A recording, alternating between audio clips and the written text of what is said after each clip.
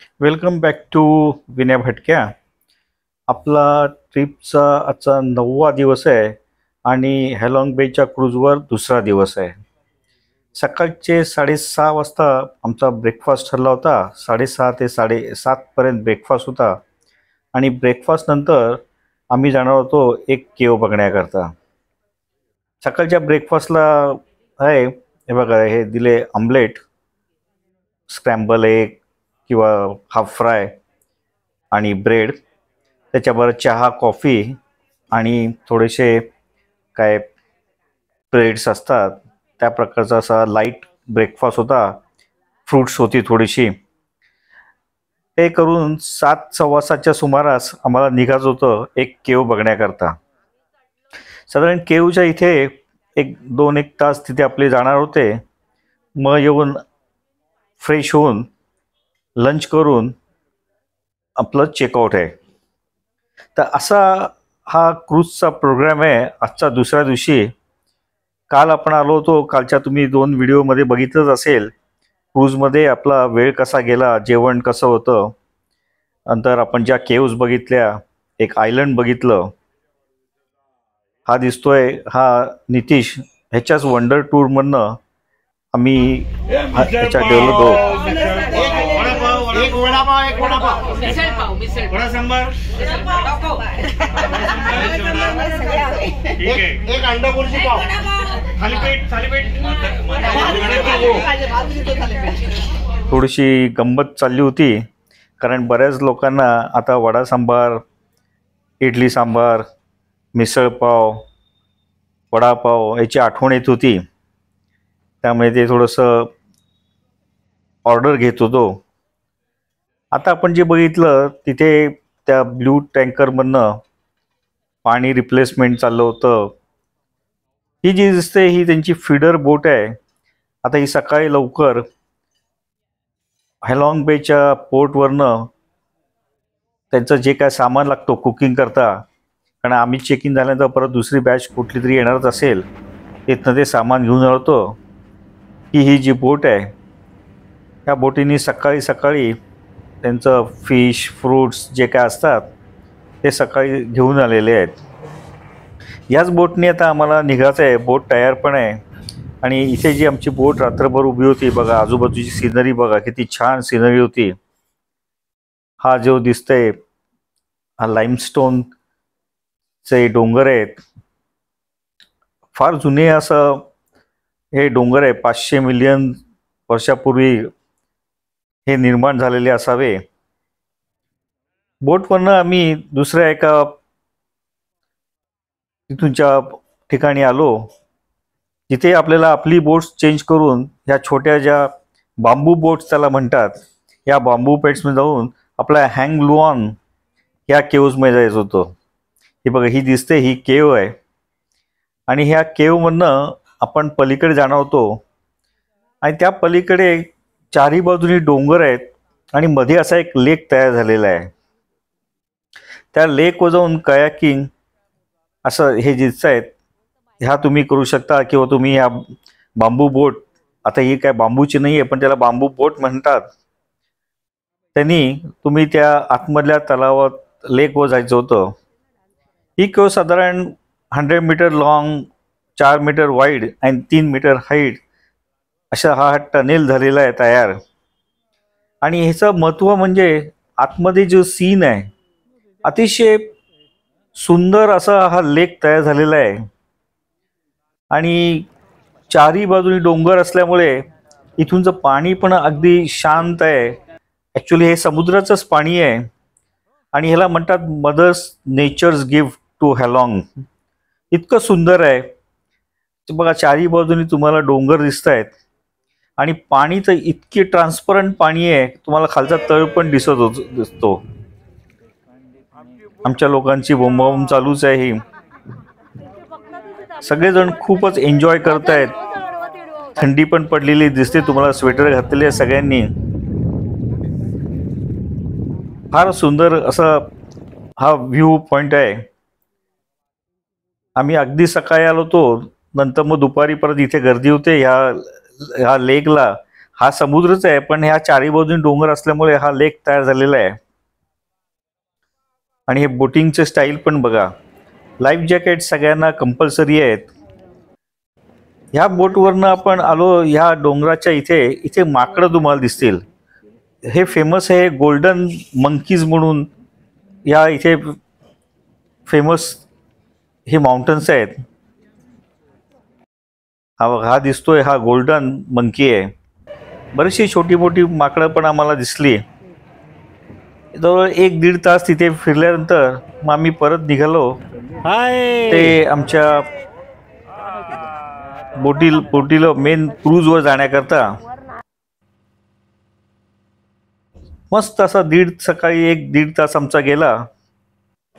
सकाळी सगळे सगळे फ्रेश होऊन मग 11:30 वाजता परत लंच करता आलो. अर्ली लंच होता कारण चेकआउट करत होतं. पंपिंग सूप होतं, व्हेज सॅलेड होतं आणि परत व्हेजिटेरियन लोकांकरता नेहमीप्रमाणे करी अँड अदर थिंग्स त्यांनी दिले होते. हे पण एक स्वीट काहीतरी प्रकार होता व्हेजवाल्यांकरता. आणि नॉनव्हेजवाल्यांकरता तर काय प्रॉब्लेमच नाही आहे. नेहमीप्रमाणे नॉनव्हेजचे प्रॉन्स होते, चिकन आहे, नंतर राईस आहे. हे काय बघा किती छान असं जेवण आहे. कॉन्टिनेंटल आणि व्हिएतनामीजचं मिक्स असं हे जेवण आहे. मसाले फारच कमी वापरले जातात. आणि पलीकडच्या साईडला दिसतो तो इंटरनॅशनल लोकांचा ग्रुप आणि हा आमची टीम आहे. ही अख्खी टीम बसलेली आहे जेवणाकरता. हे बघा हे प्रॉन्स पण बघा किती छान केलेले आहेत. निळ्या प्रकारचे प्रॉन्स आहेत हे. त्यांची स्टाईल कुकिंग स्टाईल जरा थोडीशी निराळी असते. आणि ही जी मला सांगतो ही बोट आहे निळी, ह्याच्यामधनं त्यांचं फ्रेश पाणी रिप्लेस होतं बोट क्रूजवर. आणि जे काय ब्लॅक वॉटर असतं म्हणजे जे आपण आंघोळ बिंघोळ केलेली असते ते सुद्धा हे ड्रेन आउट करतात ह्या ह्याच्यातनं. म्हणजे हॅलॉंग बेमध्ये कुठच्याही प्रकारचं पोल्युशन होत नाही. हा जो दिसतोय हा बोटवरचा बार आहे. इथे हॅपी आवर्स पण असतात.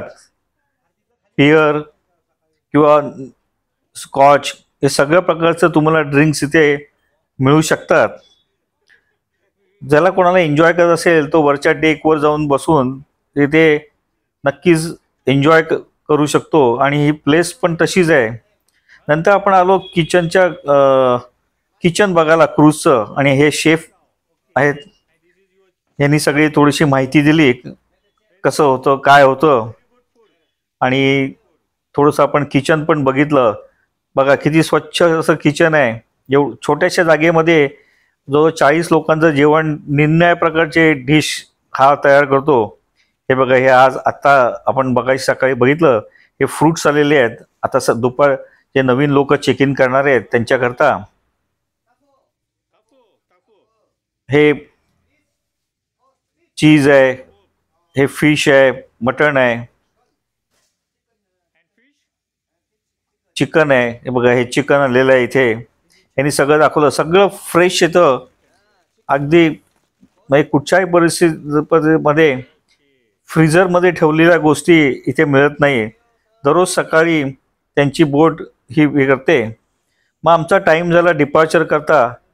सगळ्यांनी नेहमीप्रमाणे आपले बॅगा इथे आणून ठेवल्या. आणि त्या जी छोटी बोट आहे त्या छोटी बोटमध्ये सगळी बॅगा ह्या ट्रान्सफर करण्यात आल्या. साधारण 11:45-12च्या सुमारास आम्ही निघालो आणि या पोर्टवर पोचलो जिथून आपण काल आलो होतो. त्या पोर्टला आपण इथे परत आलो. इथून आता आपल्याला साधारण 170 किलोमीटर प्रवास 2.5 आवर्सचा करून हनोईला जायचं आहे. आणि 1-1.5 तास 2 तासांनी आपण थांबलोय त्या एक्सप्रेस वेच्या एका मोठ्या मॉलवर. काय सुंदर मॉल आहे हा. मला नाव आता आठवत नाही त्याचं, पण भरपूर पार्किंग प्लेस आहे. साधारण अर्धा तासाचा आमचा तो स्टॉप होता, कारण ड्रायव्हरला पण तिथे जेवायचं होतं. तर आतमध्ये फेरफटका मारल्यानंतर मोठं असं फूड कोर्ट पण आहे. नंतर तिथे तुम्हाला शॉपिंग करण्याकरता बऱ्याचशा गोष्टी पण तिथे तुम्हाला मिळतील. हे जे दिसते हे निरनिराळ्या प्रकारच्या व्हिएतनामीज डिशेस ठेवलेल्या आहेत आणि तुम्ही तुमच्या ट्रेमध्ये पिकअप करायच्या आणि काउंटरला जाऊन बिलिंग करायचं. हे एक कॅन्टीन आहे, रेस्टॉरंट आहे. केवढं मोठं रेस्टॉरंट आहे बघा. अजून लंच टाईम झाला नव्हता, त्यामुळे भरलं नव्हतं. पण नेहमीच सॅटर्डे संडेला तर खूपच गर्दी असते असं त्यांनी सांगितलं. कारण हा एक्सप्रेसवे जो आहे आपण जातोय, हा नवीनच बांधलेला एक्सप्रेसवे आहे आणि त्याच्यामुळे हलॉंग बे टू हनॉईचं डिस्टन्स हे अर्धा ते 40 मिनिटांनी कमी झालेलं आहे. इथे एक प्रकारचा एक फेस्टिवल सुद्धा चालू होता ह्या मॉलमध्ये. आपण बघूच तो फेस्टिवलचं ते डेकोरेशन पण केलेलं आहे. बाहेर समोर दिसतोय तो एक्सप्रेसवे आहे आणि अशा छोट्या मोठ्या गोष्टीचं इथे स्टॉल सुद्धा लावलेले आहे. जसे आपल्याकडे मॉल असतात आपल्या एक्सप्रेसवेवर, त्याच प्रकारचा मॉल इथे पण लावलेला आहे. स्वच्छता तर नेहमीप्रमाणे सांगत आलेलं आहे. व्हिएतनामला सगळीकडे अतिशय स्वच्छ असं ठेवलेलं आहे. प्रत्येक दुकानदार आपल्या समोरचं जागा अतिशय स्वच्छ ठेवतो. हे बघा, हे सगळे बिस्किट्स किंवा आपलं जंक फूड जे काय आपण म्हणतो ते आहेत. Coconut water. आम्हाला चांगल्यापैकी इथे चहा पण मिळाला प्यायला आणि पुढे आम्ही निघालो ते हनोईच्याकडे. आजूबाजूला तुम्ही बघताय ते बघा, ग्रीन फील्ड्स बघा. मागच्या व्हिडिओमध्ये पण सांगितलेलं आहे मेन इथूनचं ॲग्रिकल्चर इन्कम जे होतं ते राईस आणि कॉफी. कॉफी तर व्हिएतनामला टॉप क्लासची कॉफी बनते आणि त्याचप्रमाणे राईससुद्धा बनतो. तर ही सगळी ॲग्रिकल्चर शेती चालू आहे इथे. आता आपण जसं जसं हनोईच्या जवळ येतो तेव्हा मोठमोठ्या बिल्डिंग्स आता आपल्या दिसायला सुरुवात झालेल्या आहेत. कारण हनोई व्हिएतनामचं कॅपिटल आहे आणि हे बघा, मोठी ऑफिसेस, हाऊसिंग कॉम्प्लेक्स. आता जवळ 10-15 किलोमीटर आपण हनोईपासून आहोत आणि मग हे शहराच्या बाहेर मोठमोठी या बिल्डिंग्स तयार झालेल्या दिसत आहेत तुम्हाला. पण किती छान असं सिनिक असा व्ह्यू आहे. केवढ्या मोठ्या बिल्डिंग आहेत, म्हणजे तुम्हाला त्याच्यावरनं कल्पना येईल की बरीचशी मंडळी तशी मुंबईला येतात नोकरी करण्याकरता, तसेच आजूबाजूच्या खेड्यातील लोकंसुद्धा नोकरी करण्याकरता हनोईला इथे येतात. त्यामुळे हनोई कॅपिटल असल्यामुळे बाकीच्या ठिकाणी आपल्याला जशी गर्दी दिसत नाही त्याच प्रकारे इथे गर्दी मात्र खूप दिसते. ही रिव्हर आहे, मोठी रिव्हर हनोईला, त्याला म्हणतात रेड रिव्हर. आणि ह्या रेड रिव्हरच्या काठावर सुद्धा तुम्ही बघा खूप लोकांची वस्ती आहे. स्कूटर, सायकल तर भरपूरच आहेत. आता आपण शहरामध्ये शिरलेलो आहे आणि नेहमीप्रमाणे जे काय शहराला जे घरं असतात, कारण जागा तर इथे खूपच महाग आहे, कॅपिटल सिटी आहे, त्यामुळे छोटी छोटी घरं आहेत, एकमेकाला लागून चिटकूनच अशी घरं आहेत. पण पहिले 7-8 दिवस अतिशय व्यवस्थित फिरलो होतो आणि गावामध्ये फिरत असल्यामुळे तिथे आपल्याला एकदम सगळं मोकळं मोकळं वाटत होतं. आता इथे आल्यानंतर, हनोईला आल्यानंतर तुम्हाला कल्पना येईल की किती गर्दी आहे आणि किती प्रकारचे बिझनेस चालू आहे. आम्ही हॉटेल मार्वलस हनोईच्या चेक इन केलेलं आहे. साधारण 3-3:30च्या सुमारास आम्ही चेक इन केलं. छान असं हॉटेल आहे, अगदी मेन मार्केटमध्येच हे हॉटेल आहे. आता नेहमीप्रमाणे वंडर ट्रस्ट प्लसचा नितीश सगळ्यांना त्यांच्या रूम्स अलॉट करेल आणि मग सामान आपापल्या रूममध्ये हॉटेल ट्रान्सफर करतील. हे वेलकम ड्रिंकसुद्धा चहा दिला होता, व्हिएतनामी चहा. छान अशी ट्रिप आमची चालू आहे. नितीशची वंडरलस जो ग्रुप आहे त्यांनी हॉटेलसुद्धा सगळे छान प्रकारचे आम्हाला हॉटेल दिली आहेत. जेवणसुद्धा जिथे जिथे पॉसिबल आहे तिकडे इंडियन रेस्टॉरंटमध्ये आम्ही जेवण घेतलेलं आहे. आता ही आमची रूम आहे. किती मोठीच्या मोठी अशी रूम दिलेली आहे आणि मार्केट फेसिंग आमची ही रूम आहे आणि हा कॉरिडॉर दिसतोय. या कॉरिडॉरमध्ये बाकीच्या रूम्स आहेत. छान अशी रूम आहे. मोठाच्या मोठा टीव्ही आहे.